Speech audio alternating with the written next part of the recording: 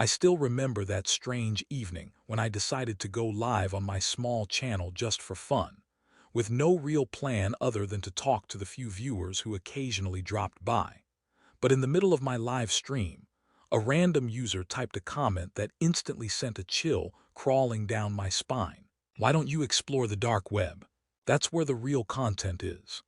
At first I laughed it off, responding casually that maybe one day I would, but then the idea began to gnaw at me, and I found myself saying out loud on the stream, half joking, half serious, "Okay, fine, maybe I'll explore it after this stream ends, but remember, this is only for entertainment, and I am not suggesting anyone should ever try it themselves, because the dark web is dangerous, and the farther you stay away from it, the better." I let the stream run a bit longer, laughing nervously with the chat, trying to brush off the uneasiness that was rising inside me, but deep down, curiosity had already rooted itself into my thoughts, and as soon as I clicked end stream, I sat there staring at my screen, debating whether to do it or not, my heart already racing at the idea. I downloaded the browser, set up the necessary steps, and told myself over and over again that this was just research, just content, nothing more. But as the screen flickered to life with the gateway into that hidden world, I felt something inside me shift, like I had just stepped across a line I wasn't meant to cross. The first few links I stumbled upon were boring, outdated forums, shady marketplaces, endless pages of nonsense that almost made me believe the dark web was nothing but myths and exaggeration. But then slowly, page by page, I began to descend deeper, and the atmosphere changed. The texts were cryptic, the links more unsettling, and every click made my skin crawl as if unseen eyes were watching me. Hours seemed to pass in minutes, my room growing darker around me except for the cold glow of the screen, until I found myself on a page that didn't look like anything else. Minimalistic black background, a single blinking red dot in the center with the words, "Live now."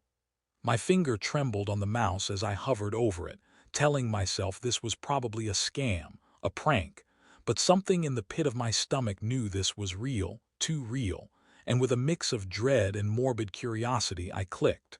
The page went black for a moment, then a grainy live video feed appeared, showing a dimly lit concrete room, empty except for a chair bolted to the floor, and the sound of faint dripping water echoing in the background. My heart pounded so loud I thought it might burst, because I had heard the rumors, the stories, the whispers about red rooms. But I never believed they actually existed, and yet here it was right in front of me, raw, unedited, live. At first nothing happened, and I told myself maybe it was fake, maybe it was staged.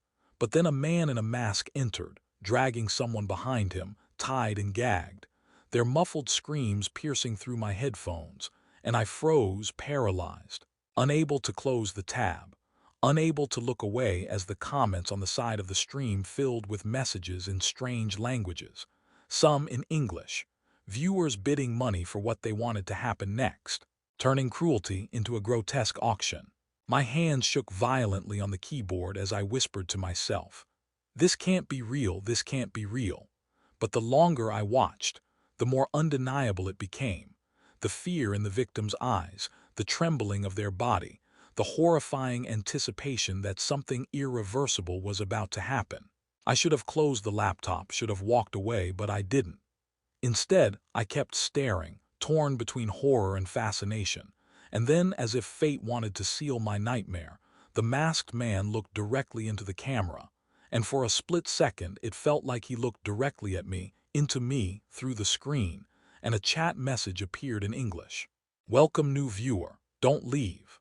I gasped, slamming my laptop shut, but even after the screen went dark, I could still feel that gaze burning into me, that sickening certainty that they knew who I was now, that they had seen me watching.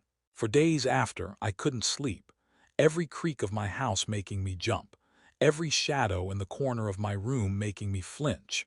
Until one night, my phone buzzed with a notification from an unknown number that simply said, "We saw you, come back." I wanted to throw my phone out the window, smash my computer, but a part of me was pulled back again, a part of me haunted by that red dot, that forbidden feed, and I realized the dark web was not just a place on the internet. It was a trap for the soul, a place that once it touches you, it never lets go. That's why I'm writing this now, not to encourage anyone to go there, but to warn you. Don't ever let curiosity trick you into stepping into that abyss, because some doors, once opened, can never be closed. And if you made it this far through my story, if your heart is beating fast right now, then maybe you understand the weight of what I felt. And if you want me to keep sharing more of these dark, forbidden tales, then hit that like button, subscribe, and stay with me. Because sometimes the scariest things aren't in horror movies. They're lurking right behind the screens we stare into every day.